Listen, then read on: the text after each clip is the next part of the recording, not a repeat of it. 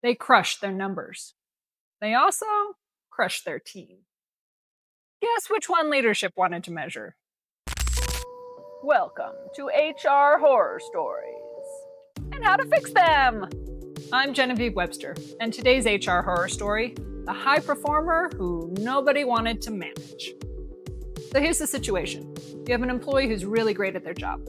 They hit their goals. They bring in revenue. Clients love them. Honestly, they're one of our best employees. There's just one teeny problem. Everyone hates working with them. They threw me under the bus in front of clients. They're just very direct. They screamed at me in a meeting. They're passionate. They called my work embarrassing. Okay, but have you seen their numbers? And there it is. Leadership knew this employee was a problem. They'd heard the complaints.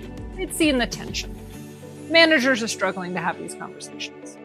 But anytime someone brought up addressing the behavior, well, we really can't afford to lose them.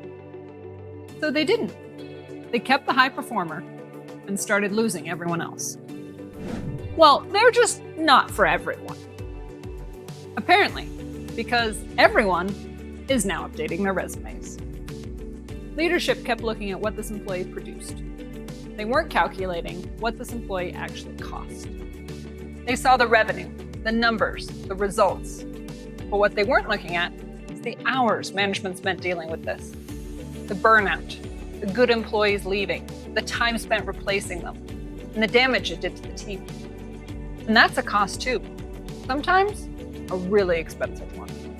Your high performer may be producing great results. But if everyone around them is less productive, you might want to check the math.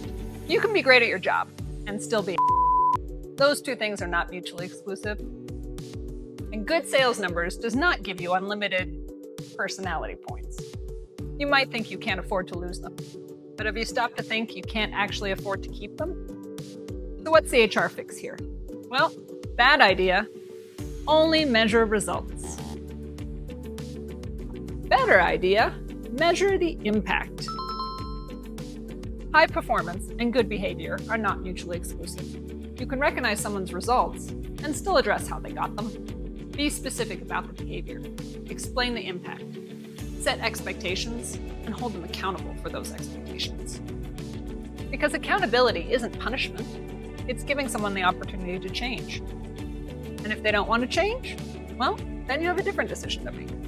Before you decide you can't afford to lose your high performer, calculate the cost of actually keeping them. High performance doesn't give someone a pass for bad behavior. If you're struggling to have this conversation, we can help. At Be The Change HR, we help growing organizations build better workplaces through practical, people-first HR.